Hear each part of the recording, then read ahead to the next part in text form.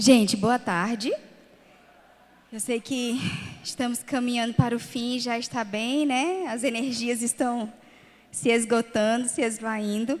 Mas nós vamos agora encerrar com esse tema, que foi o tema escolhido para o nosso congresso deste ano, o 4º Congresso de Educação Cristã Clássica da Kairos Consultoria Educacional, que é Semeando Princípios, Colhendo Virtudes. Então, nós pensamos na bondade, nós trabalhamos, cada ano do nosso congresso, os 3 últimos anos, nós trabalhamos um dos tripés da educação clássica, que é bondade, beleza e verdade. O nosso primeiro congresso nós trabalhamos beleza, o ano passado nós trabalhamos verdade e esse ano, então, nós estamos fazendo o nosso congresso com o tema da bondade. Vocês já ouviram várias preleções falando sobre bondade e entenderam que isso é muito além do que normalmente nós temos a ideia de bondade, né? Foi tratado com muita profundidade nos campos da teologia, da filosofia, da axiologia, que o pastor Denis falou hoje pela manhã. Então, no campo da educação, né, tudo isso dentro do campo da cosmovisão cristã. E agora nós então vamos falar sobre esse fruto da bondade. Então, nós semeamos princípios com que intuito, com que objetivo, qual o alvo de semear esses princípios. Então, nós vamos conversar sobre isso agora. Eu gostaria de começar, Jaildes já fez uma breve apresentação sobre mim, mas eu gostaria de apresentar a minha família. Essa foto está com 1 ano de atraso, na verdade ela não foi do Natal desse ano, foi do Natal do ano retrasado. Então este bebezinho já está um bebezão, um rapaz, aprontando todas, Tiago. Suzana está aprontando mais ainda que o irmão, na verdade ensinando ele a aprontar, ensinando de verdade. Ela é uma excelente professora para ele e ele é um excelente aluno. Ele observa tudo e aprende, copia tudo que ela faz. E esses somos nós, eu e Hugo. Então, nossa família, Hugo, Suzana, eu e Tiago. Tá. Nós pensamos muito sobre na nossa família, o desenvolvimento de virtudes é algo muito importante. Nós escolhemos os nomes dos nossos filhos de uma forma muito intencional. Os 2 têm nomes que se relacionam a quem nós somos, a nossa família. Então, por exemplo, Suzana, o nome dela, nós escolhemos 6 anos antes de tê-la. Então, nós já sabíamos que se tivéssemos uma menina, seria Suzana, o nome dessa menina. Por quê? Porque nós descobrimos que Suzana vem de Soshana, que é hebraico, e que significa lírio. E uma das minhas passagens preferidas da Escritura Sagrada e que mais me confronta é o texto que fala sobre lançar sobre o Senhor toda a nossa ansiedade, porque Ele tem cuidado de nós. Assim como Salomão, em toda a sua glória, não se vestiu como os lírios do campo, e os lírios do campo é o próprio Deus quem os veste, nós podemos confiar nesse Deus que cuida dos lírios do campo, que cuida das aves do céu e que cuida de nós. Então, nós podemos lançar toda a nossa ansiedade sobre Ele. Então, cada vez que eu chamo o nome da minha filha, cada vez que eu lembro o significado do nome da minha filha, isso me faz lembrar que eu preciso descansar no Senhor, que cuida dos lírios do campo. Então, esse desenvolver virtudes nos nossos filhos é algo que, de fato, faz parte do objetivo, do alvo da nossa família, do nosso alvo enquanto pais. Então, eu vou começar com a aplicação do que nós vamos conversar, tá? Hoje eu vou fazer uma coisa totalmente diferente do que eu normalmente faço. Eu falo tudo o que eu preciso falar e depois eu faço a aplicação de como a gente poderia, então, desenvolver essas virtudes através dos princípios. Hoje eu vou fazer o contrário. Eu vou falar, então, como nós podemos fazer isso de forma prática e depois nós vamos conversar sobre esse desenvolvimento das virtudes. Princípio, nós vamos falar um pouquinho mais à frente, eu vou definir a palavra princípio para vocês, mas princípio está relacionado, como John Locke, filósofo iluminista, era um filósofo iluminista, mas que tinha uma raiz cristã, da tradição judaico-cristã muito profunda. Ele pensou sobre os princípios de governo, e ele escreve o livro Segundo Tratado sobre o Governo Civil. Neste livro, ele vai falar um pouco sobre os princípios governamentais. John Locke vivia num contexto da teoria do direito divino. Já ouviram falar nessa teoria? Teoria do direito divino. O que era isso?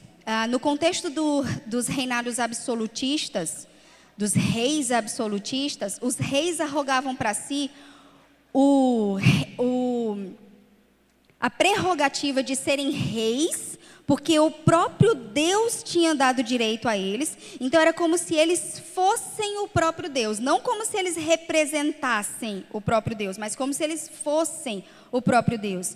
E isso acabou trazendo muitos governos absolutistas seríssimos, que foram tiranos na história da humanidade.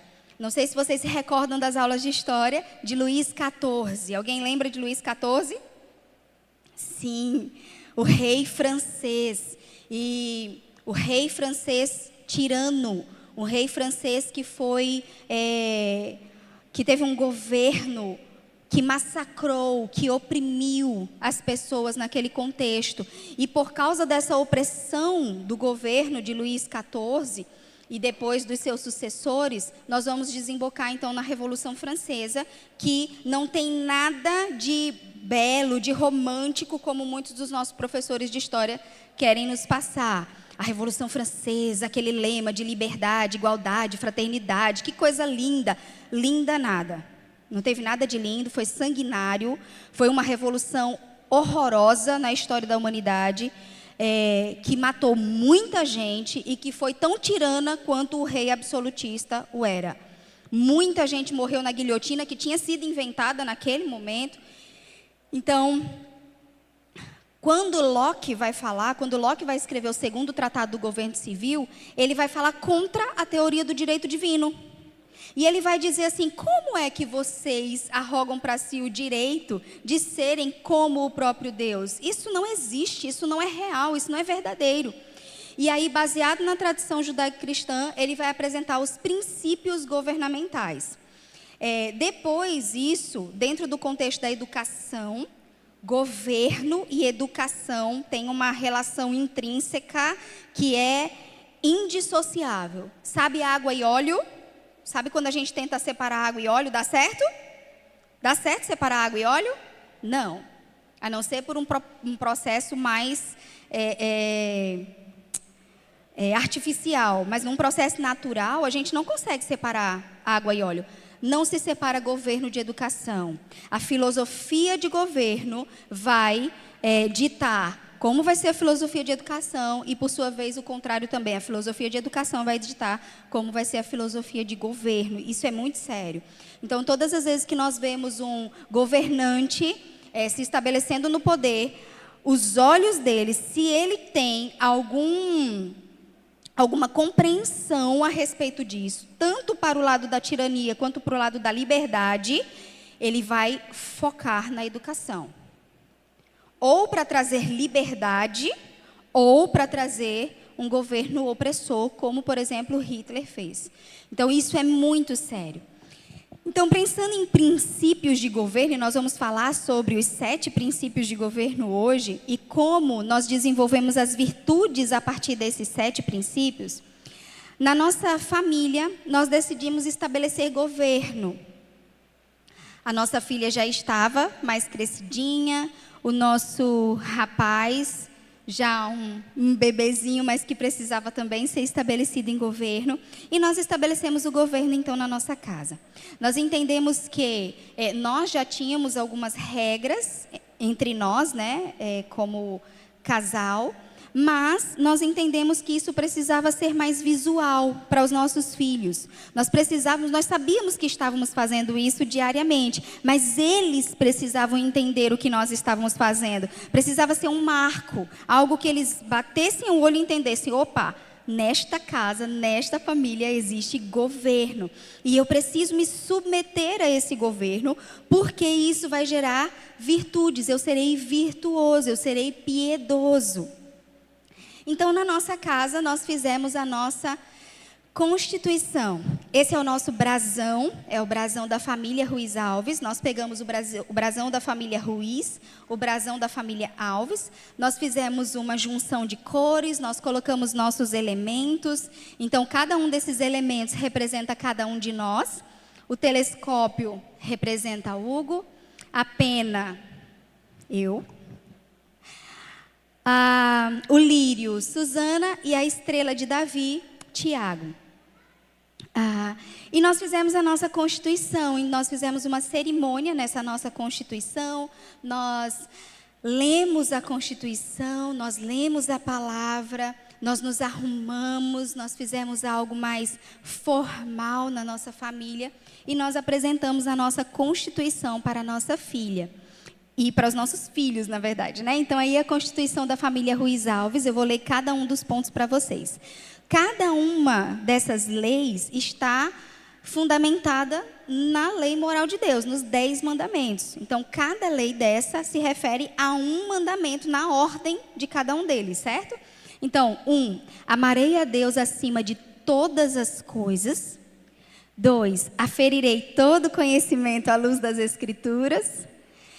3, honrarei o nome da família. 4, cultuarei ao Senhor em família com alegria. 5, cuidarei da família em toda situação. 6, nunca serei agressivo ou violento com o outro.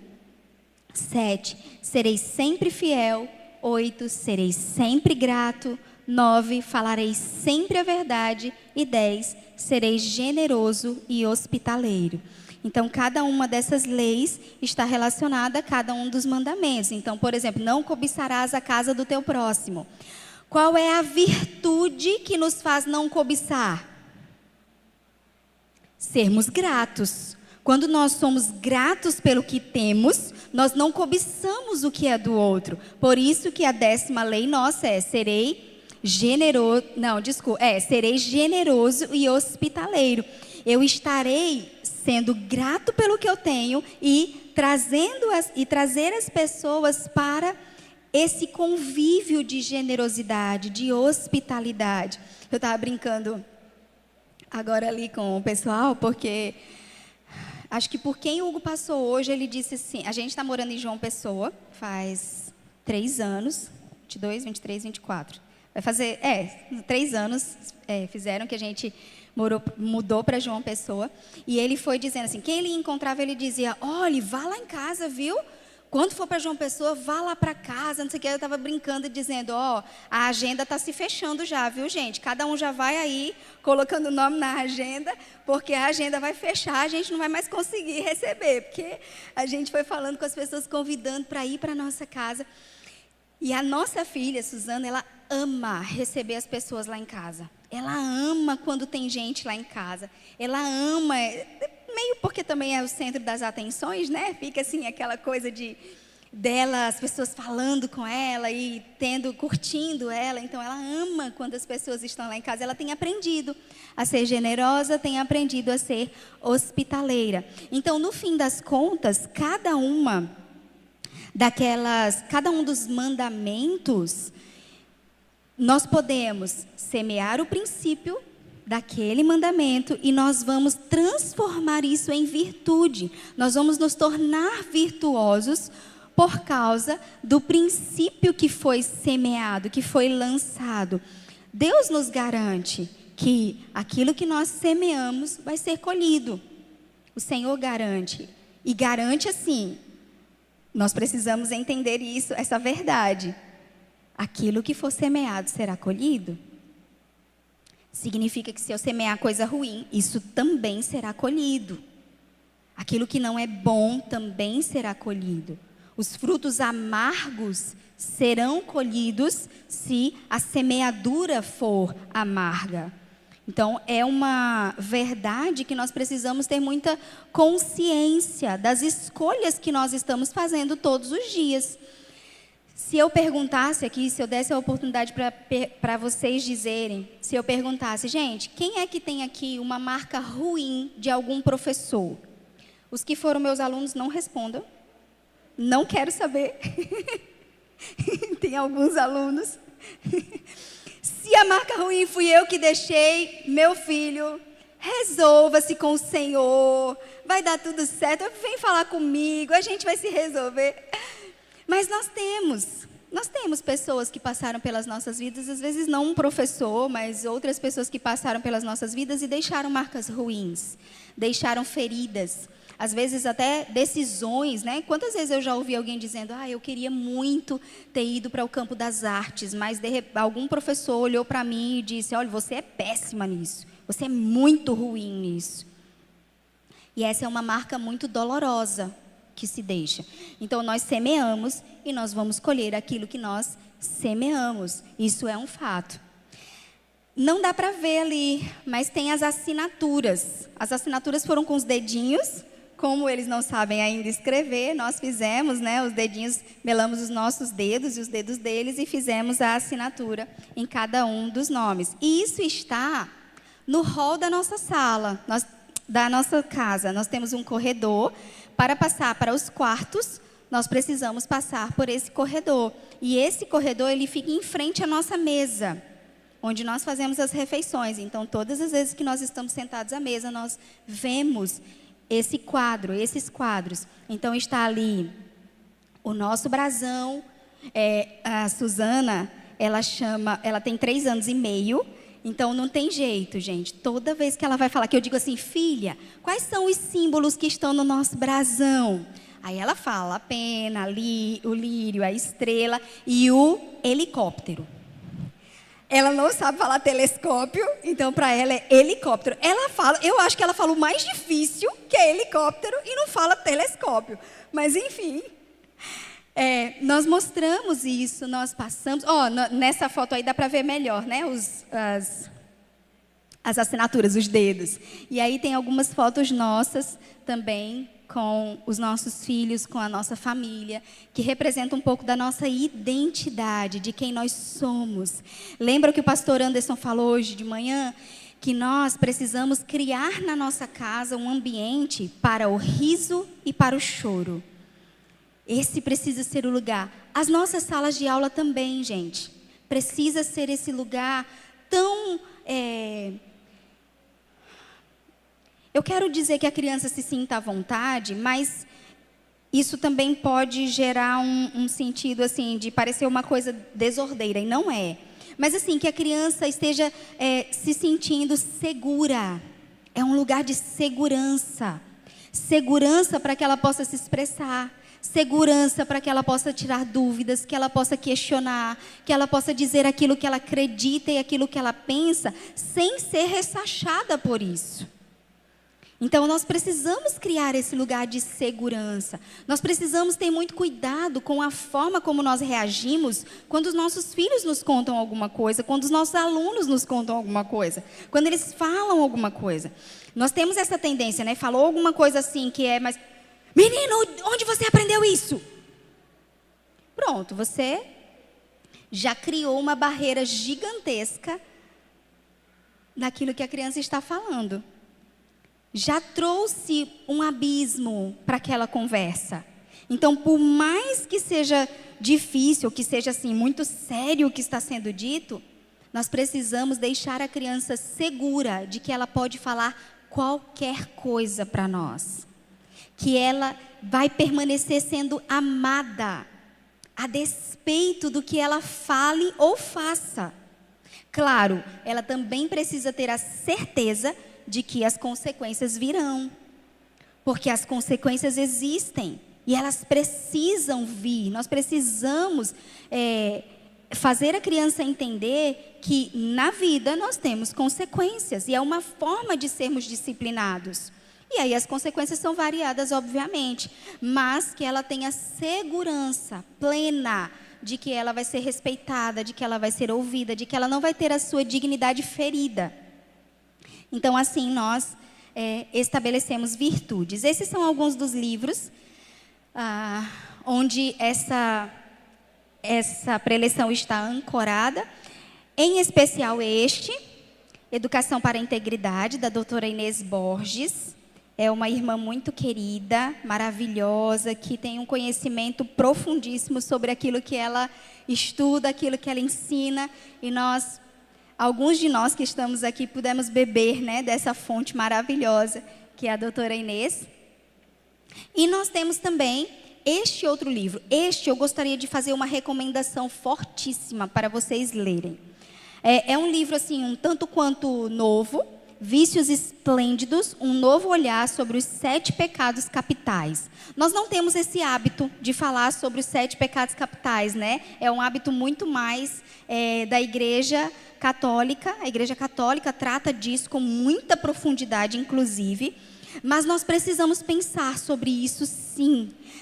Filósofos muito antigos, cristãos professos que amavam profundamente ao Senhor, escreveram sobre isso. Em especial, quem vai sistematizar isso melhor é Tomás de Aquino. E esses vícios que nós temos, que nós vivemos, eles nos impedem de desenvolver virtudes.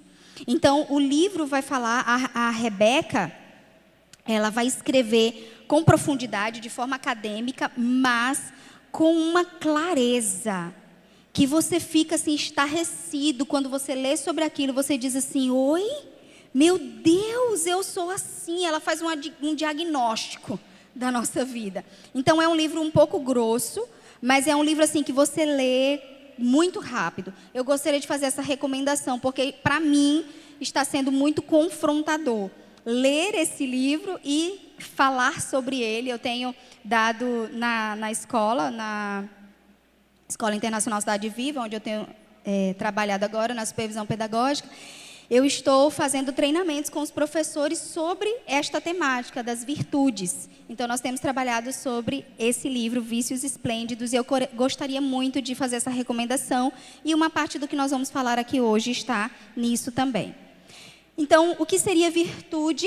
A doutora Ayala, hoje de manhã, quem assistiu à oficina dela, falou um pouco, definiu um pouco esse tema, virtude, essa palavra virtude. Então, o sentido radical de virtude é força de esticar e estender.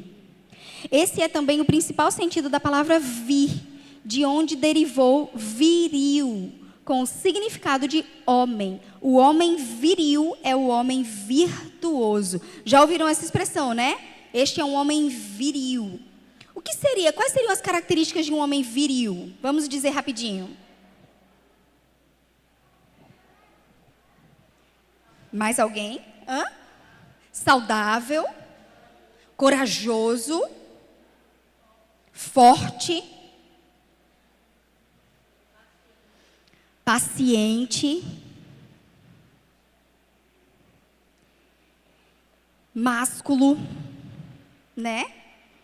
É um homem bem diferente do que os nossos meninos estão sendo criados para serem. Os nossos não, porque os nossos estão sendo criados para serem viris.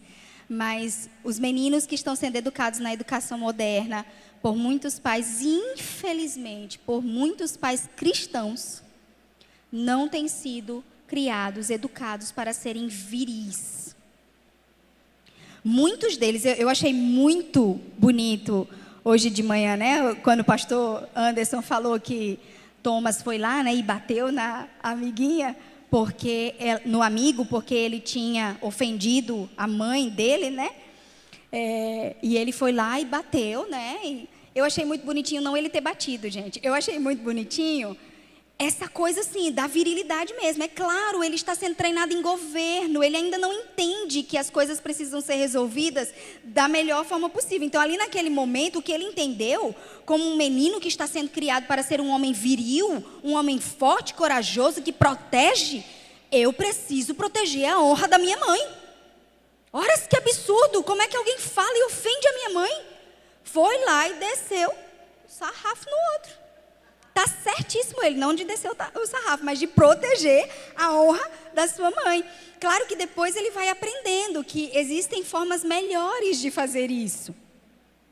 Mas, aí eu preciso dizer aqui, bem em segredo para nós, pode ser que exista momento de que é no enfrentamento físico que algumas coisas vão ser resolvidas. Não é verdade? Se uma pessoa está chegando para fazer um mal à sua esposa, homens viris, se alguém está chegando para fazer mal à sua esposa, um mal físico à sua esposa, você não vai ficar olhando para ele dizendo, olha, vamos conversar. Ó, quem sabe a gente resolve isso na base da conversa. Pelo amor de Deus, seja homem, seja viril, seja másculo, seja macho. Defenda, proteja a honra e a integridade física da sua mulher. É isso que um homem precisa fazer. Então, essa virtude, transformar esse homem virtuoso, é isso. Quando a gente olha para Provérbios 31, e nós olhamos para a mulher virtuosa, gente, que bobajada que o mundo fala aí sobre ser mulher, sobre ser empoderada, sobre ser forte. O Provérbio 31 nos mostra, é a personificação de uma mulher forte. Não é? Não, vocês estão em dúvida. Eu vou dizer de novo. É a personificação de uma mulher forte, não é? É. Minha gente tem que ser muito forte para acordar cedo, antes de todo mundo, preparar as coisas, dar ordem às suas empregadas, passar o dia trabalhando, administrando tudo. Antes do inverno chegar, já está ali com a roupa preparada, faz negócios. O seu marido é bem visto na cidade por causa dessa mulher. E ele diz para ela, você é louvada. Os seus filhos dizem, você é louvada. Ela tem que ser uma mulher muito forte, porque uma mulher fraca, não frágil, mas fraca, não dá conta disso tudo, não. Não dá conta de acordar cedo, dormir tarde, cuidar dos seus, cuidar da sua casa, cuidar da sua família, educar os seus filhos, ser uma boa esposa, ser uma boa gestora do seu lar. Tem que ser forte para isso. E essa é a mulher virtuosa. Então, esse é o sentido de virtude. Bravura, valor. Esse é o significado predominante de virtude entre os romanos. Os romanos desejavam muito que as pessoas se tornassem, os homens se tornassem virtuosos, mas era com um sentido um pouco diferente do que nós entendemos de virtude. Bondade moral. Olha a definição da palavra virtude. Qual é a palavra que está definindo virtude? Bondade moral. Alguém só é virtuoso se ele for bom.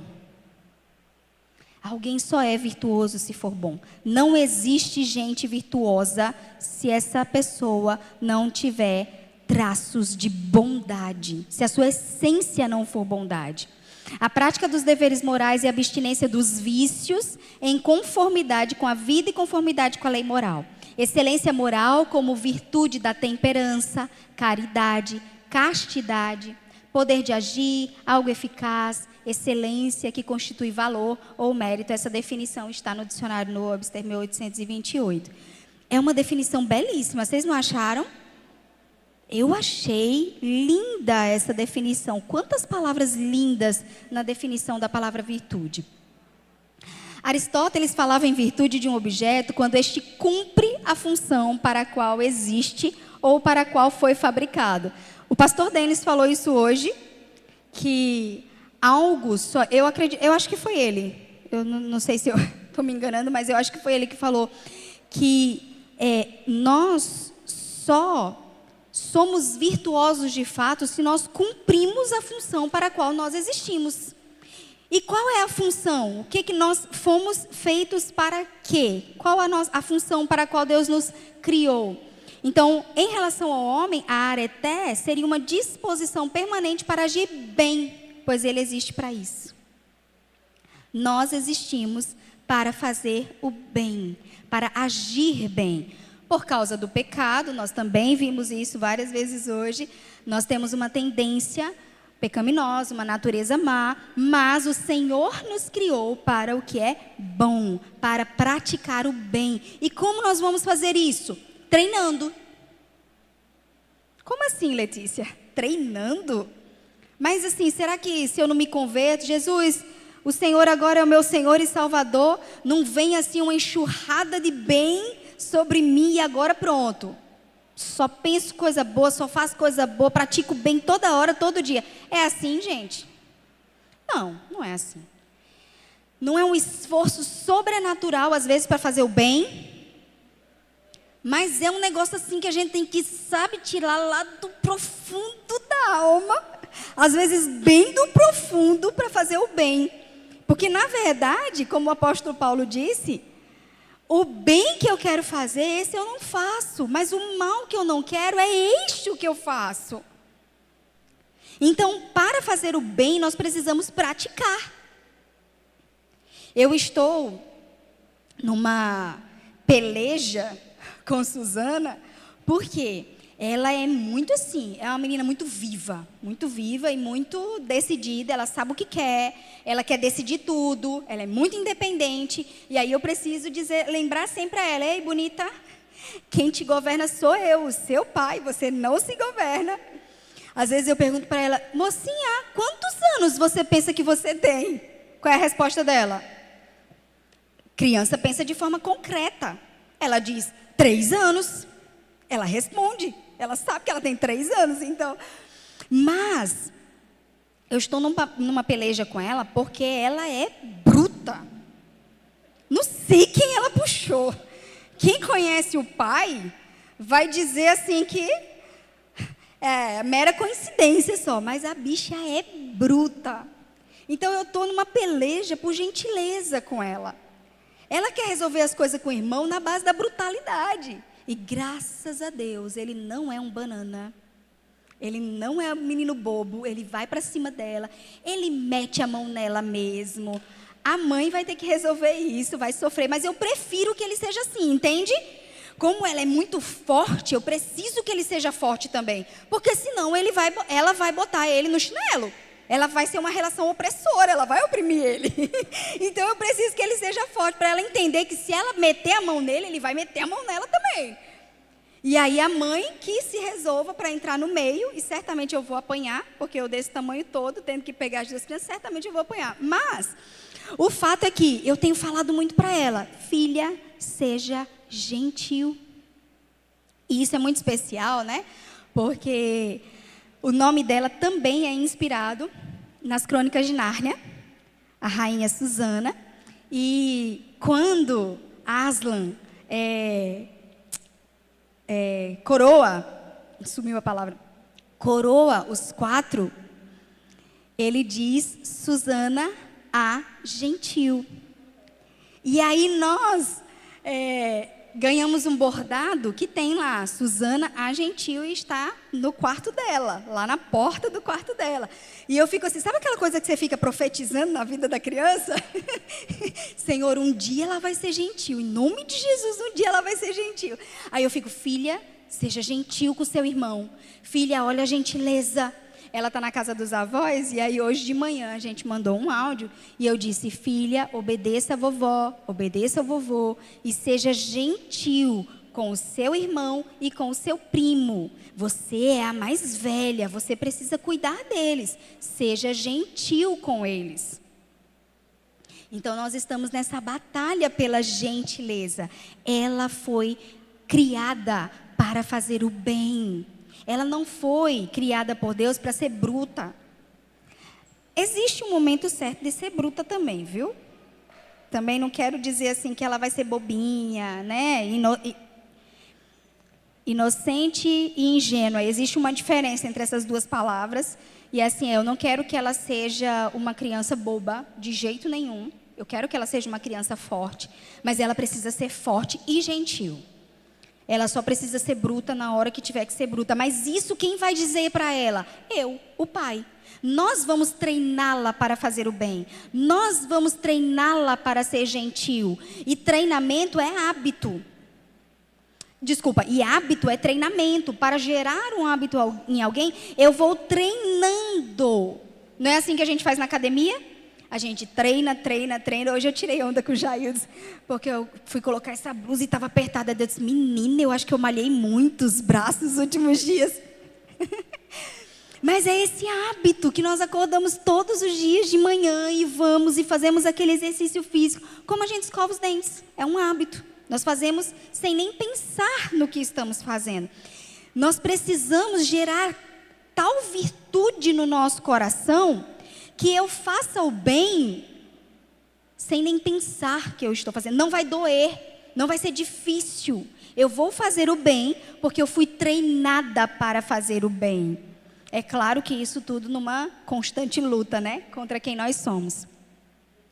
Então, eu já falei sobre essa questão, mas aí, daí a necessidade da educação para as virtudes. A educação para o aprendizado de governar a si mesmo.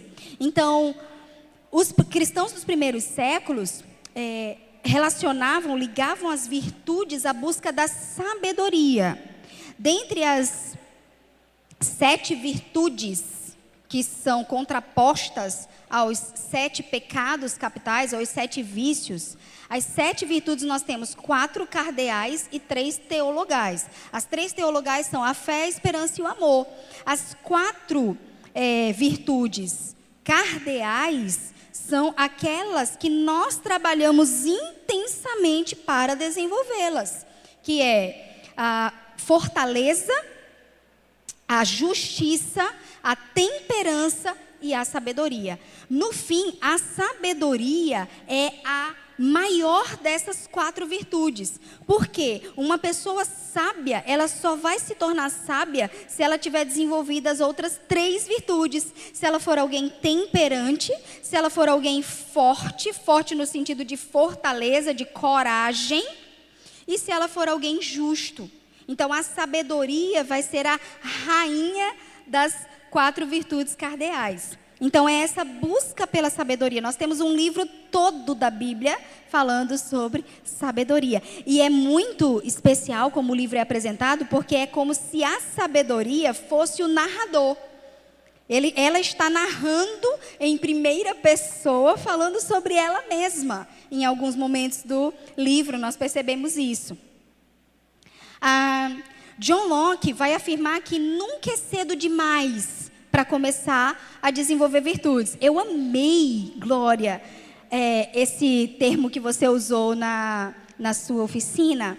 E eu fiquei pensando, meu Deus, isso dá um livro. Do ventre à sepultura. Não é nome de livro isso? Eu achei o máximo. Do ventre à sepultura. É exatamente isso. Eu vou gerar virtudes desde quando? Desde o ventre. É desde o ventre que eu vou começar a ministrar na vida das crianças. E é até a sepultura, gente. Porque esse é o processo de santificação. Eu nunca vou estar pronta o suficiente. Eu nunca vou estar virtuosa o suficiente, piedosa o suficiente. Eu sempre vou ter algo para, algum vício para me despir e alguma virtude para me revestir. Não tem, a gente encontra muitas vezes na palavra de Deus essa contraposição. Despindo-se para revestir-se. Então, eu vou me despir de algum vício e eu vou colocar uma virtude no lugar. Eu vou treinar essa virtude. Então, John Locke vai dizer, olha, comece cedo e nunca é demasiadamente profundo. Nunca é profundo demais. Ai, não, mas eu não posso ensinar isso para a criança porque como que ela vai entender essa virtude? Entende. E mesmo que ela não entenda com tal profundidade agora, ela vai entendendo, e ela vai entendendo, e ela vai entendendo. Até aquele momento, eu não sei se isso já aconteceu com vocês, mas tem coisa assim que eu já li, e chegou assim, 10 anos depois eu li, eu disse, entendi o que ele estava querendo dizer. 10 anos depois. É assim que acontece com esse desenvolvimento das virtudes. E aí a definição de princípio para nós fazermos essa ponte, então, entre eles. Eu não trouxe meu celular. Trouxe. Eu preciso ficar de olho na hora.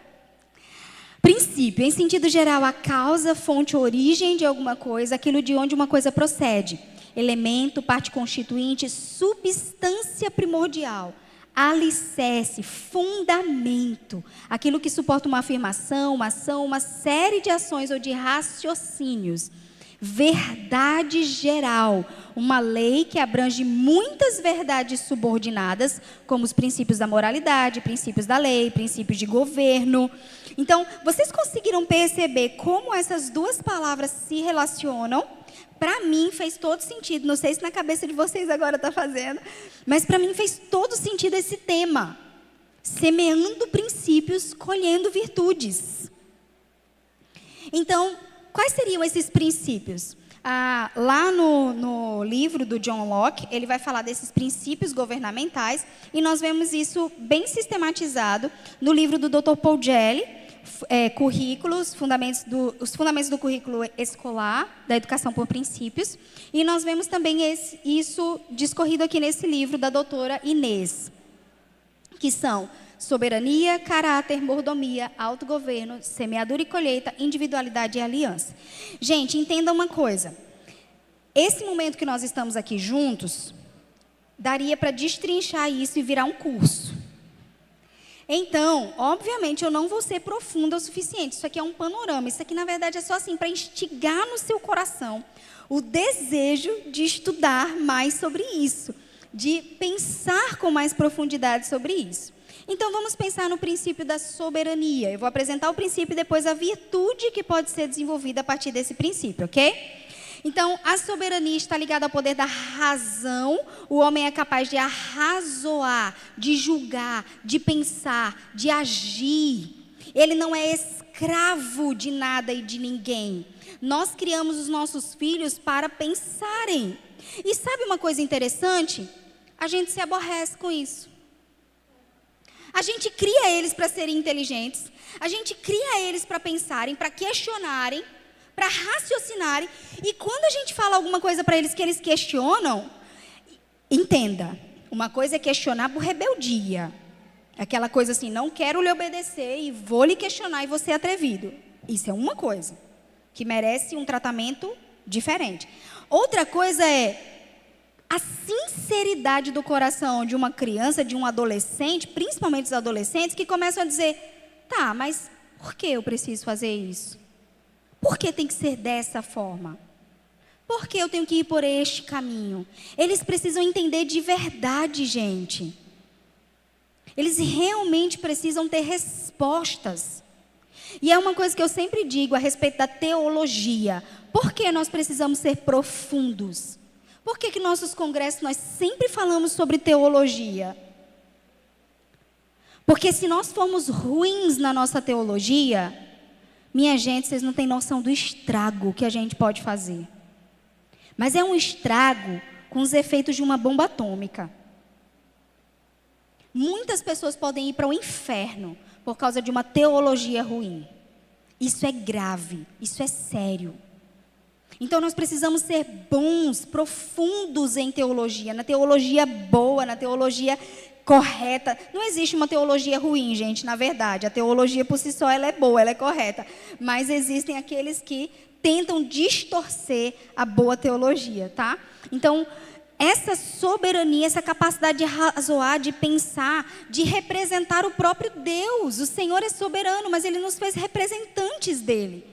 Inclusive, nós os representamos diante dos nossos filhos. E um dia nós prestaremos contas a Deus.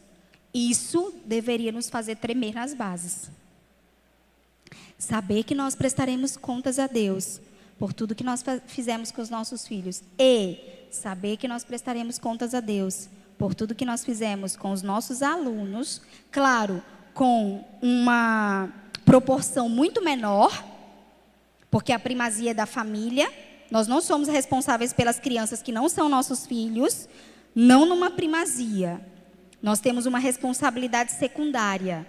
Cabe aos pais. Então, uma coisa que eu quero dizer a vocês e que eu errei muito enquanto professora, enquanto coordenadora. Algumas vezes eu errei muito nisso. Traga os pais a responsabilidade que é deles. Não queira exercer uma função que não é sua. Você não é mãe e não é pai daquela criança. Só quem pode fazer certas coisas são os pais. Nós temos um poder limitado. Nós somos uma autoridade representativa dos pais. Eles são representativos do próprio Deus. Então veja, nós somos aí nessa cadeia, nós estamos em terceiro. Não tente fazer aquilo que não é competência sua para fazer, porque senão vai vir um peso sobre você de uma responsabilidade que de fato não é sua. E nisso eu não estou dizendo que você não deva fazer o melhor e não deva ir além com seus alunos. Não é isso que eu estou dizendo. Eu só estou dizendo que traga aos pais a responsabilidade que é deles e que cabe a eles fazer. Então, é essa busca pela verdade. As pessoas que não são ensinadas a raciocinar com base na lógica e na razão natural são mantidas no estado de infantilidade ou escravidão. Quem quer aqui que o seu filho seja escravo? Alguém aqui quer que seu filho seja escravo? Não. Mas é o que vai acontecer com ele. Se ele for para uma escola que não seja cristã, se ele for para uma universidade e se ele não estiver com raízes profundas na teologia e na lógica. Porque ele vai ser devorado. Porque vão ser apresentadas a eles ideologias, vãs filosofias, que vão realmente fazer ele, sacudir. Eu não lembro quem foi que falou. Não lembro. Mas alguém falou isso. Que eu acho que foi o pastor Anderson falando de Israel e do pastor Eduardo, dizendo que eles estavam na universidade e aí como eles estavam lá, às vezes eles chegavam e eles recebiam tantas coisas e quando eles chegavam em casa, eles precisavam estudar muito mais a palavra de Deus, precisavam mergulhar na palavra de Deus para ver se descontaminava daquelas vãs ideologias. Isso é muito sério. Então nós precisamos prepará-los para que eles sejam racionais, para que eles olhem uma teoria da evolução e digam assim: quê? Minha gente, é óbvio que é muito mais crível, é muito mais lógico, e agora eu estou falando da lógica formal, como disciplina mesmo. É muito mais lógico eu crer que um ser supremo, inteligente, soberano, é o criador de todas as coisas, do que eu acreditar que tudo isso passou a existir do acaso. Como que eu vou acreditar que de um ser bem menos complexo, extremamente simples, se originaram todos os seres complexos? Isso fere, inclusive, as próprias leis da biologia. Como que eu vou... não, mas é fruto de milhões de anos, é fruto do acaso. Minha gente, isso não cabe, não entra de forma lógica, racional, não entra na minha mentezinha. Eu estou falando eu, Letícia. Na minha não entra. Eu acho muito mais crível acreditar num ser inteligente, soberano, criador, que fez todas as coisas, do que eu achar que elas passaram a existir do nada. E eu olhar para um ser humano altamente complexo, altamente inteligente, uma mente assim... Vocês já pararam para pensar em tudo que a gente já fez enquanto humanidade? E achar que isso foi criado do nada? Não faz o menor sentido. Para mim, logicamente, não faz o menor sentido. Então, eu vou ensinar os meus alunos, eu vou ensinar os meus filhos a pensarem de forma lógica. E aí, quais as virtudes que vão ser geradas? Cultivo da vida intelectual. Os nossos alunos precisam ser os mais inteligentes, os mais estudiosos. E não é para isso gerar soberba no coração deles, não. É para dizer assim: olhe, você foi criado por Deus, você é um ser inteligente. Deus garante que se você pedir sabedoria, Ele dará com generosidade. Então peça. Nós precisamos incentivar os nossos meninos a cultivarem uma vida intelectual. Mas nós precisamos cultivar essa vida intelectual primeiro. Minha filha nunca vai querer ler se ela nunca me vir lendo. Lá em casa nós temos muitos livros. E já aconteceu muitas vezes de eu terminar, eu estou ali fazendo devocional, sentada no sofá, olhando, lendo a minha Bíblia, e aí eu saio, deixo a Bíblia em cima do sofá, quando eu olho, viro para trás, ela está lá, sentadinha, passando a Bíblia. Foi muito engraçado esses dias, porque ela estava lá, passando a Bíblia, eu disse: filha, vamos tomar banho, que a gente já vai sair. Aí ela: peraí, mamãe, que eu estou terminando de ler a Bíblia. E passando as páginas. Eu digo, oh, Jesus, que assim seja mesmo, que um dia ela leia a Bíblia toda e passando. Ela só parou para ir fazer o que eu tinha pedido. Quando ela passou todas as páginas da Bíblia, virou a capa, pronto, terminou de ler a Bíblia. Leu a Bíblia toda. Em um ano é para os fracos. Ela leu ali em 5 minutos a Bíblia inteira. Por quê? Porque ela me viu fazendo isso, lendo a Bíblia. Então, esse cultivo da vida intelectual, a honestidade intelectual, essa honestidade que esse povo, sabe, das ideologias aí não tem muito, que quando você leva as últimas consequências daquilo que você defende, você vê que o negócio não chega num final bom. Gente, quanta honestidade intelectual está faltando para o povo? Meu amigo, você vai para uma discussão de política, você fica assim, não, eu não estou acreditando que você acredita nisso. Para mim não faz o menor sentido. Meu filho, seja honesto com você mesmo. Você acredita nisso? E o pior é que às vezes a pessoa diz que acredita mesmo, e acredita de verdade. É uma loucura, mas acredita de verdade. E a pureza intelectual. Essa pureza no sentido de puro, de não ser contaminado, de não ser corrompido por outros pensamentos. O caráter se refere à imagem de Deus. Nós nos tornaremos imitadores de Cristo. Nós iremos, a última frase, o princípio do caráter está sempre ligado ao trabalho, esforço e desejo de pagar o preço para que as coisas aconteçam. O caráter não é dado gratuitamente, é forjado pela pressão e tempo. Que virtudes será que são desenvolvidas com o princípio do caráter? Esse princípio do caráter, ele precisa ser semeado ainda quando criança. Esse treinamento deve começar muito cedo no lar, é formado por meio de escolhas diárias que geram hábitos que vão sendo reforçados e passam a ser integrante da pessoa, não é? É muito bonito isso no segundo livro, o Leão, a Feiticeira e o Guarda-Roupa, quando Edmundo e Lúcia estão ali, né? Edmundo está dizendo que Lúcia está mentindo, que não existe Nárnia, ela não foi para Nárnia coisa nenhuma.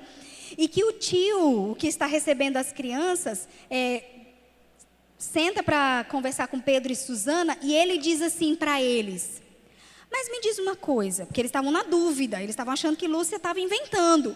E aí o tio diz para eles assim, mas me diz uma coisa, quem é que tem o hábito de mentir? A menina ou o menino? E aí Pedro e Susana respondem, a Lúcia não tem o hábito de mentir. Então, a integridade dela fez com que eles parassem e pensassem, olha só, olha isso. Eles realmente pararam para pensar que era possível a existência de um outro mundo passando por um guarda-roupa. Por quê? Porque a integridade de Lúcia não podia ser questionada. Ela realmente não tinha o hábito de mentir. Ela era íntegra, ela falava a verdade. Percebe? Parece uma loucura, né? Você pensar que existe um mundo de Nárnia por causa daquele caráter. Então, quais são as virtudes desenvolvidas quando nós semeamos o princípio do caráter? A honra. Quando nós temos uma pessoa com um bom caráter, nós honramos, né? É aquela pessoa assim que passa por nós e que tem um peso diferente sobre a nossa vida. É uma pessoa cheia de honra, é coroada de honra. A produtividade, não essa produtividade louca, utilitarista, pragmática desse mundo, não isso. Não essa produtividade que, sabe, a gente não para, que a gente tem que estar produzindo e a gente nem descansa, a gente nem respeita o sábado no sentido, né, do lado do mandamento. Lembra-te do sábado do Senhor para santificá-lo, ou seja, guardar um dia para santificar ao Senhor. Não essa produtividade, mas uma produtividade santa, saudável. Ser bem-sucedido no Senhor é diferente. É muito diferente do que as pessoas pensam.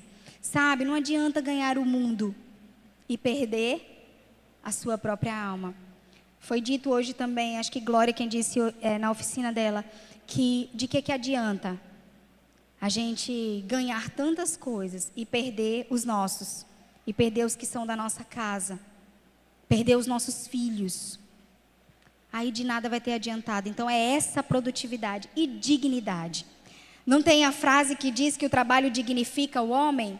E dignifica mesmo, gente. Não no sentido de que o trabalho é quem nos traz a dignidade intrínseca a nós. Não, a dignidade intrínseca a nós está no fato de termos sido feitos à imagem e semelhança de Deus. Mas essa dignidade, sim, exterior, essa coisa de que nós somos honrados, nós somos dignos através do trabalho que nós fazemos. E nós servimos a Deus e servimos as pessoas através do nosso trabalho. O princípio da mordomia, que é o princípio que vai em contraposição ao vício da preguiça. Nós somos bons administradores daquilo que o Senhor nos deu, precisamos ser bons administradores do que o Senhor nos deu. Nós precisamos administrar a nossa vida, a nossa liberdade e a nossa propriedade. É um tripé, inclusive, que o próprio Locke vai usar, que seria como o direito inalienável do homem. O direito à vida, o direito à liberdade e o direito à propriedade. Inclusive, a maior das propriedades que nós temos, que é a nossa consciência. Lembra o que Lutero responde? Aqueles homens que queriam que ele se abstesse do que ele tinha dito em relação ao próprio Deus, lá nas 95 teses, o que ele tinha confrontado a igreja naquilo que ela estava errando. E aí Lutero diz, olha, eu não posso ir contra a minha própria consciência. Eu sou cativo, ou seja, escravo. Letícia, mas espera aí, você está falando de liberdade e fala de escravidão? Sim, nós quando somos totalmente libertos em Cristo Jesus, nós nos tornamos escravos agora dele, nós nos tornamos servos dele. E aí o pecado não tem mais poder sobre nós. Nós não somos mais dominados nem escravos do pecado. Então nós vamos administrar a nossa vida, a nossa propriedade, a nossa liberdade. E então gerando as virtudes da temperança. Olha, eu achei muito legal isso. Temperança, que é a mordomia do desejo. Eu administro os meus desejos. Eu sou temperante. Eu me controlo. Eu sei que eu não posso fazer todas as coisas. Então eu controlo os meus desejos. Eu não sou um animal, eu não vivo por instintos, eu controlo os meus desejos. Então, a virtude da temperança, a virtude da ordem. E aí nisso a gente treme nas bases. Pensa aí no guarda-roupa, pensa aí na cozinha, pensa aí como que tá, coisas externas. Mas às vezes, aquilo que é externo está em desordem, porque o que é interno está em desordem. A nossa mente está desordenada, o nosso coração está desordenado. Agostinho, que foi falado bastante ontem sobre ele, Agostinho fala que nós devemos ordenar os nossos amores. Cada coisa precisa estar no seu devido lugar. E essa ordem do tempo é extremamente importante, porque se nós não formos bons mordomos do nosso tempo, gente, é o único recurso que nós não conseguimos ir atrás. Não dá mais para recuperar. Como Glória falou hoje, o tempo kairos e o tempo cronos. Passou. Tanto o tempo cronos, ele passa, e aí não tem mais como voltar atrás, quanto o tempo kairos, que é o tempo da plenitude. Nós escolhemos o nome da nossa consultoria educacional, da nossa empresa, kairos, por causa disso. É esse tempo da plenitude, é o momento oportuno para que algo aconteça. É o momento apropriado, certo. Aquela coisa assim que, sabe, veio na hora certa, aconteceu e alcançou o alvo. É esse o tempo kairos. E a coragem, a virtude da coragem, que é a mordomia das oportunidades. A coragem para dizer sim e a coragem para dizer não. Nós precisamos de coragem. Nós precisamos de coragem para enfrentar as situações da vida. Nós precisamos de coragem para falar o que é certo, para fazer o que é certo, a despeito das consequências que virão. Nós precisamos de coragem para não negar a nossa fé, para não negar o nosso Senhor. Autogoverno O autogoverno, ele vai começar de forma externa. Então, enquanto pais, enquanto professores, vamos estabelecer esse governo externo na vida das crianças. Como eu disse, né, há pouco tempo em relação a Suzana, eu acho que ela fica assim para não viver quando eu digo isso. Mas a mamãe fala até em amor. E Hugo fala muito isso com ela também. Quando ela quer fazer alguma coisa, aí Hugo diz assim: filha, quem é que governa esta casa? Aí ela diz: o papai e a mamãe. Super feliz, né? Com a tromba deste tamanho, morrendo de raiva. Quem governa esta casa? O papai e a mamãe. Então, se o papai e a mamãe estão dizendo que você vai fazer isso, é isso que você vai fazer. Porque quem governa esta casa é o papai e a mamãe. Quem governa a sua vida é o papai e a mamãe. E nós estabelecemos esse governo externo, mas à medida que o tempo vai passando, esse governo vai sendo internalizado, vai descendo da mente para o coração. Então ela vai se tornando alguém que governa a si mesma. Nós vamos aprendendo a nos governar. Não é aquela coisa meio da corda, né? A gente vai soltando a corda, vai afrouxando a corda. Não é assim que a gente faz com o adolescente? A gente vai dando um pouquinho de corda. Aí tem um momento que a gente precisa fazer o quê? Ei, vem cá. Presta atenção, não é assim não, viu? Você está pensando o que da sua vida? Aí traz para perto de novo. Aí depois vai soltando a corda, soltando a corda. Não quero saber. 30 minutos? Eu estou vendo você fazendo assim. A gente vai soltando a corda de novo. Por quê? Porque ele já tem governo interno. Isso é tão sério e tão importante que a nação americana, ela foi fundada em autogoverno, nesse princípio da liberdade cristã. Tanto que nós, enquanto brasileiros, achamos assim a coisa mais absurda do mundo quando nós vemos escolas americanas que tem os armários lá que os alunos colocam suas coisas em armários abertos. Quando nós vamos em algumas cidades americanas e nós vemos as portas abertas das casas, nós vemos as coisas do lado de fora, uma bicicleta do lado de fora, que você pensa assim: meu Deus, a minha bicicleta dentro de casa, trancada com cadeado, o povo leva? Como assim a pessoa deixa uma bicicleta do lado de fora? Por quê? Porque algumas cidades americanas ainda preservam esse princípio da liberdade cristã. É claro que nós sabemos que o negócio está em alta decadência lá, mas isso ainda é muito forte. Na cultura europeia, por exemplo, você entra num trem e você não paga naquele trem, ali naquele momento. Você não passa um cartão, você não tem uma pessoa que está ali pegando o seu ticket, não.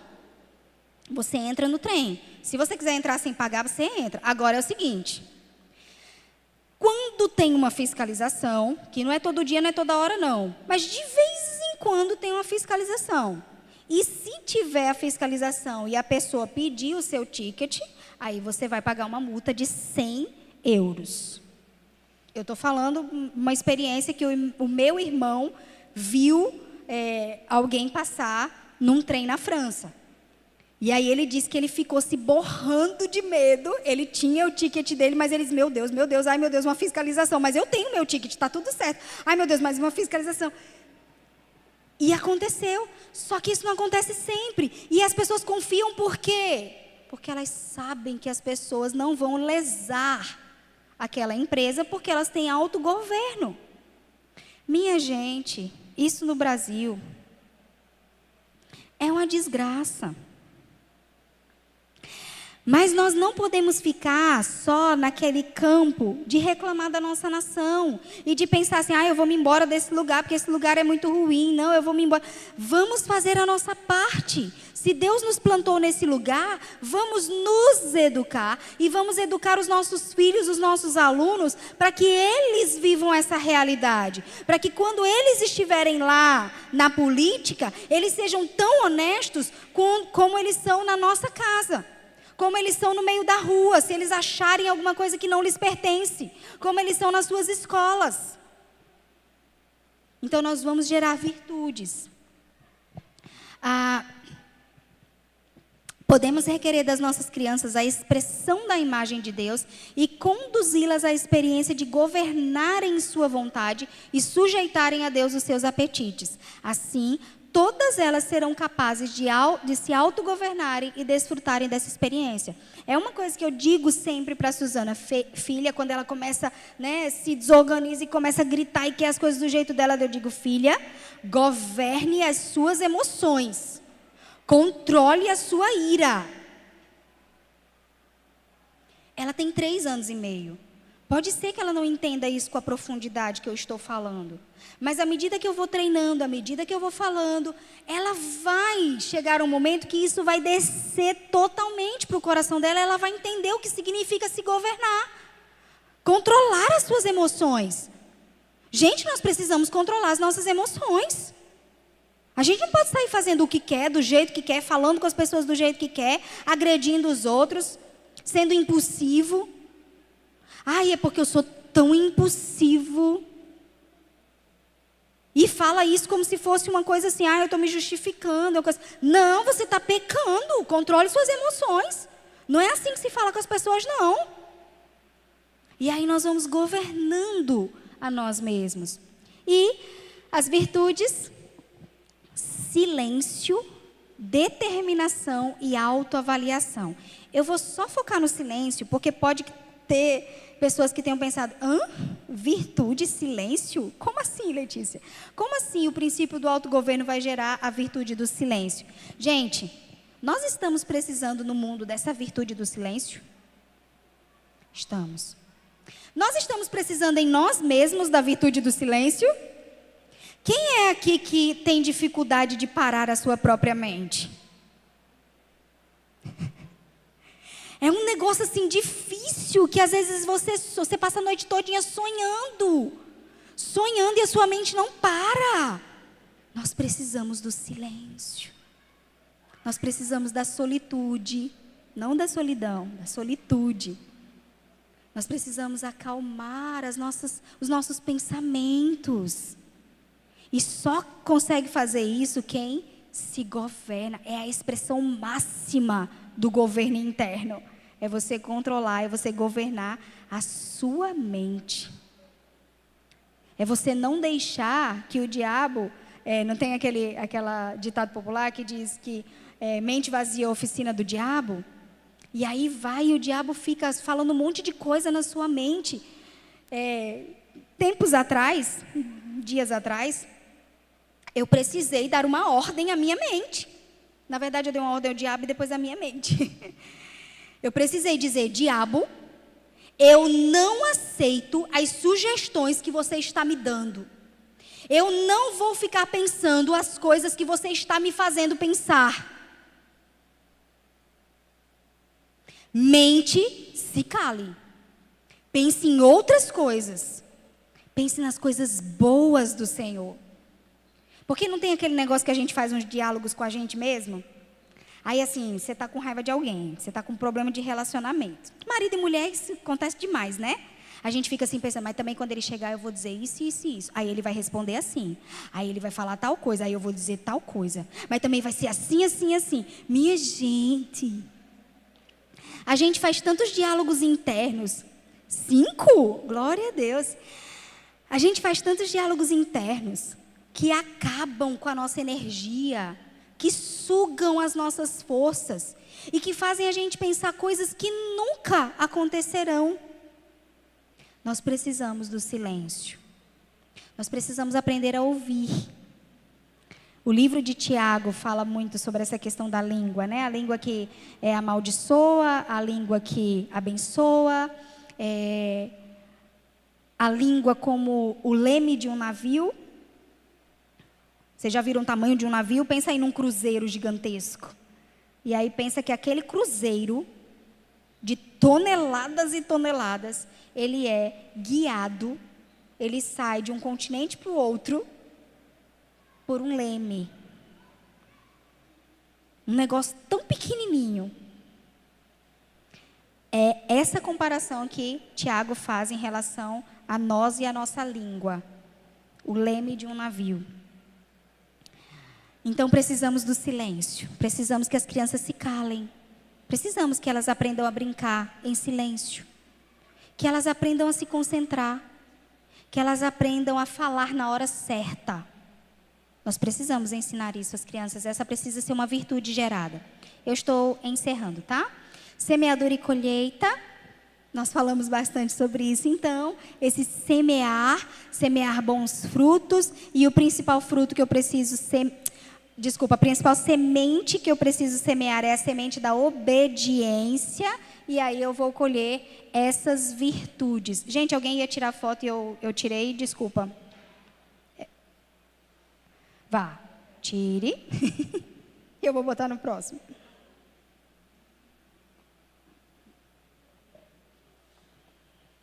Mas depois eu posso passar esses slides no grupo que tem do congresso. E aí, então, as virtudes que são geradas a partir do princípio da semeadura e colheita. A virtude da responsabilidade, da diligência e da paciência. Você planta uma semente hoje e colhe amanhã? Não. Você planta a semente e deixa ela lá de qualquer jeito? Não. Você precisa ser diligente, você precisa regar, você precisa adubar, você precisa fazer um monte de processos importantes. E você é responsável por essa semeadura. Você é responsável por colher, embora você não seja responsável pela colheita. Quem dá o fruto é o próprio Deus. Tanto o fruto, pensando em agronomia, pensando no campo onde você vai colher aquele fruto que você plantou, quem dá o fruto é Deus. Porque é Ele quem dá a chuva, é Ele quem faz a terra ser boa. A gente faz a nossa parte, a gente faz tudo o que a gente precisa fazer, mas depende do Senhor para ter uma boa colheita. É a mesma coisa na educação nossa e dos nossos filhos. Nós fazemos tudo o que nos cabe. Nós tiramos a pedra, mas quem ressuscita é Jesus. Então, Jesus vai lá e diz, olha, tira a pedra. Ele não podia ter tirado a pedra, gente. A pessoa que tem poder para ressuscitar, não tem poder, não tem força para tirar aquela pedra daquele lugar? Tem. Mas o Senhor não faz aquilo que nos cabe fazer. Aquilo que é para nós fazermos, somos nós quem temos que fazer. Então, não queira colher bons frutos se você não faz uma boa semeadura. Não queira bons alunos e bons filhos se você não investe tempo, energia, vigor nisso. Onde estão ficando as suas maiores energias? Onde você está depositando o melhor que você tem? É no seu trabalho? É na sua casa? Porque muitas vezes isso acontece, né? A gente passa o dia todo trabalhando e faz com muita excelência o nosso trabalho. Aí a gente chega em casa imprestável, né? A gente não tem mais tempo para os nossos filhos, a gente só quer dormir, só quer descansar, só quer fazer outras coisas, mas a gente não tem como investir da nossa energia, do nosso tempo, da qualidade com as crianças. E aí o princípio da individualidade. Todo ser humano tem dignidade e valor independente daquilo que possua. Nós somos o que somos, nós não somos o que nós temos. A nossa identidade está no Senhor e não naquilo que nós possuímos ou naquilo que fazemos. Tanto os pais quanto os professores devem trazer à tona o potencial completo de Cristo em cada criança. Gente, educar é um trabalho ativo, não é passivo. É uma coisa que a gente faz despendendo força, energia, dá trabalho. Não é cansativo educar? É cansativo. E nós precisamos estar atentos. Opa, olha, eu percebi que a minha filha gosta muito de bailarina. Aí comecei a fazer algumas sugestões, comecei a ver se ela gosta mesmo. Colocamos ela no balé. Ela ama, ela é louca por balé. Ela vai, na quinta-feira, a aula de balé. Então, na quinta-feira, eu não tenho problema nenhum dela acordar e se arrumar. Porque eu digo assim, filha, hoje é aula de balé. Pronto. A menina levanta disposta, feliz da vida, vai pro banheiro, toma banho, se arruma, coloca a roupa do balé, faz o coque. Pronto, tá feliz. Eu preciso estar atenta a isso. Eu preciso incentivar. Eu preciso investir na vida dela. Não sei se ela vai ser uma bailarina profissional, mas não é isso que importa. Importa são os princípios que estão sendo semeados na vida dela através do balé. E quão virtuosa ela pode se tornar por causa disso. Balé envolve disciplina, respeito, responsabilidade, postura, elegância, beleza. E as virtudes, então? Autoconhecimento. Eu sei quem eu sou. Gente, qual é um dos grandes problemas da humanidade hoje?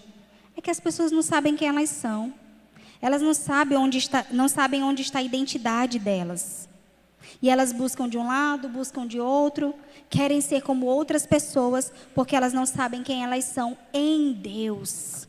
Quem nós somos em Deus? E tem muito cristão que está perdido, tem muito cristão que não sabe quem é em Deus, não. Quem nós somos em Deus? Onde está a nossa identidade? Humildade, porque se eu entendo o princípio da individualidade, eu vou ser humilde. O texto de Romanos que diz que nós não devemos nos achar superiores aos outros, pelo contrário. Então essa virtude da humildade vai ser gerada, porque eu sei que eu preciso do outro, eu sei que o outro é importante, foi feito à imagem e semelhança de Deus, e gratidão, eu vou ser grato pelo que eu tenho, pelo que eu sou, pelo que o outro é.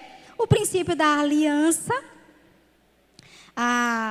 existe um propósito comum. Nós estamos aqui em uma aliança. Pode ir subindo.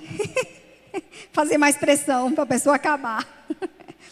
Nós estamos aqui num princípio... nós estamos em uma aliança interna aqui. Nós estamos aqui nesse congresso porque algo nos une. Certo? Nós temos divergências. Tem coisas aqui que de repente foram faladas que você pensa, não, eu acho que é diferente. Eu acho que não deveria ser assim. Mas o que nos une é muito maior do que as nossas divergências. Então, nós estamos em aliança interna neste lugar. E aí, os princípios que são desenvolvidos a partir as virtudes, a partir do princípio da aliança, são fidelidade. Que virtude linda. Alguém que é fiel. Fiel aos seus princípios, não só fiel no sentido de um relacionamento, e isso é extremamente importante, mas fiel aos seus princípios, fiel ao seu próprio Deus.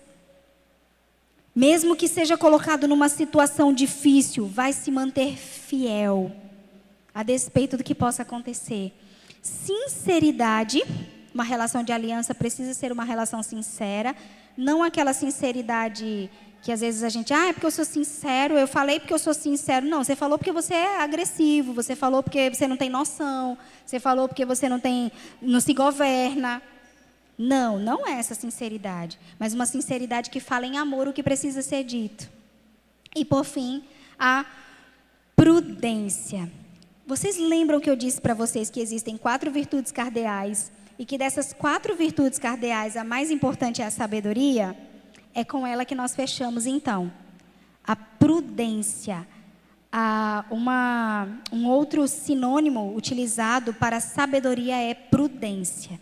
Então, nós vamos nos tornar prudentes, nós vamos nos tornar sábios. Essa é uma virtude que vai ser desenvolvida a partir do princípio semeado, o princípio da aliança. Então, nós...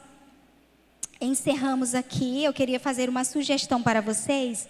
Esse livro, O Caminho para o Filho Andar, Como Usar as Escrituras no Treinamento dos Filhos, de Lu Priolo, foi um dos livros que eu mostrei lá no início, um de capa preta, O Caminho para o Filho Andar. É muito especial esse livro, ele vai nos confrontar de capa a capa, mas no final ele dá essa tabela. E essa tabela é muito prática para nós enquanto pais, nós enquanto professores. Então ele coloca ali, por exemplo, ira. O comportamento é a ira. É aquele primeiro lá, não dá para enxergar bem, mas o comportamento é a ira. Quais são as passagens bíblicas que confrontam a ira? E aí ele coloca lá uma passagem de Tiago, que está escrito, e coloca mais alguns versículos bíblicos para você tratar a ira. Então, se o seu filho, se o seu aluno tem um problema com o vício da ira, por exemplo, com o pecado da ira, você tem passagens bíblicas, aí ao invés de você ficar pensando, ai meu Deus, eu vou lá puxar da minha cabeça, eu lá lembro. Não, esse livro, ele já faz esse trabalho por nós, é um trabalho bem objetivo, e que eu defendo que todos os professores deveriam ter essa tabelinha lá na sua sala de aula, porque quando acontecer alguma coisa, aí tem lá, fofoca.